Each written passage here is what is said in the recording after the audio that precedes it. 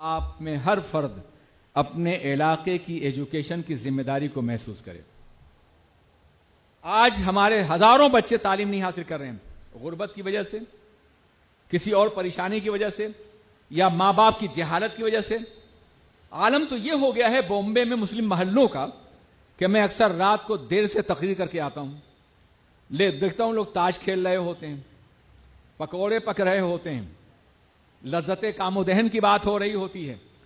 صبح تک وہ جب جاگتے ہیں تو بچوں کو اسکول کب بھیجتے ہوں گے، بچوں کی پرورش کیسے کرتے ہوں گے، بچوں پہ محنت کیسے کرتے ہوں گے۔ میں نے تقریریں بھی اس پہ کی ہیں، مگر شاید اس کا اثر نہ ہو۔ جب ضمیر ایک خاص راہ پہ لگ جاتا ہے، جب احساس مر جاتا ہے کسی قوم کا، تو پھر وہ قوم کبھی بیدار نہیں ہوتی۔ قوت فکر و عمل پہلے فنا ہوتی ہے، قوت فکر و عمل پہلے فنا ہوتی ہے، تب کسی قوم کی عظمت پر زوال آتا ہے۔ ہماری قوت فکر و عمل فنا ہو چکی ہے۔ آپ مسلم محلوں کے مقابلے میں غیر مسلم محلوں میں چلے جائیے، آپ کو بہت زیادہ واضح فرق نظر آئے گا۔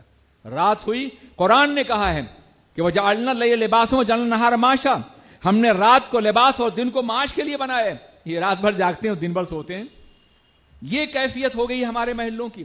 ہمیں انہیں بیدار کرنا ہوگا، آپ کو کرنا ہوگا، انہیں صحیح راہ پہ لگانا ہوگا۔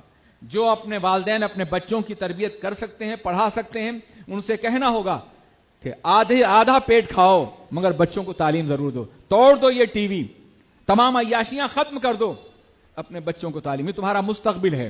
یہ بچے اگر تعلیم نہیں حاصل کریں گے تو انتہائی بدترین زندگی گزاریں گے، بدترین غلامی، اکنامکل سلیوری۔ ایسے غلام بنیں گے کہ نہ ان کی عزت محفوظ رہے گی، نہ ان کی آبرو محفوظ رہے گی۔ دنیا کی پسماندہ قوموں کا جائزہ لیجئے، کئی ہزار سال سے جو طبقہ پسماندہ تھا، اس کی عزت تھی کوئی؟ اس کی کوئی آبرو تھی؟ اس کا کوئی وقار تھا؟ اور آج وہ طبقہ اٹھ رہا ہے اور اس کی جگہ ہم لے رہے ہیں۔ وہ طبقہ اٹھ رہا ہے، اس کے اندر بیداری پیدا ہو چکی ہے، اس کے وسائل ہیں، اور ہم وہی جگہ لینے جا رہے ہیں۔ اگر یہ خدا نخواستہ وقت آیا تو صدیوں تک نہ ہماری آبرو محفوظ ہوگی، نہ عصمت محفوظ ہوگی، نہ ہم محفوظ ہوں گے۔ ہمیں غلاموں کی طرح سے زندگی گزارنی پڑے گی۔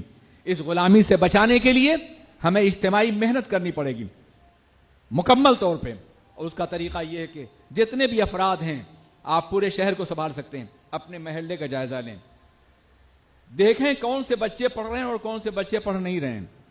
نہیں پڑھ رہے ہیں تو نہ پڑھنے کے اسباب تلاش کریں اور ان اسباب کو دور کرنے کی کوشش کریں۔ ان وجہوں کو، اگر غریب ہیں، فیس نہیں دے سکتے، آپ فیس دیں۔ اور صرف یہی نہیں بلکہ جو بچے پڑھ رہے ہیں ان کے لیے ایکسٹرا ٹیوشن کا انتظام کریں، میتھ ہے، سائنس ہے، لینگویج ہے، آپ انہیں ہفتے میں 1 روز ٹائم دیں تاکہ وہ ہیوی ٹیوشن سے بچنے کے لیے اپنے اپنے محلے میں خود پڑھیں۔ آپ علماء سے بھی کام کرا سکتے ہیں، اور طریقہ یہ ہے کہ علماء 1 یا 2 روز تک دین کی تعلیم دیں اور آپ لوگ انہیں سیکولر ایجوکیشن دیں، کالج کی تعلیم دیں۔ نتیجہ یہ ہے کہ وہ دینداری بنیں گے اور اس کے ساتھ ساتھ بہترین رزلٹ بھی لائیں گے۔ بہترین رزلٹ لانا بے پناہ ضروری ہے آگے بڑھنے کے لیے۔ ہمارے سامنے بہت سے موانعات ہیں، بہت سی دشواریاں ہیں، ہم آگے بڑھ سکتے ہیں تو اپنی کوشش اور محنت کی بنیاد پر۔ یہ عذر غلط ہے کہ ہمیں نوکری نہیں ملے گی۔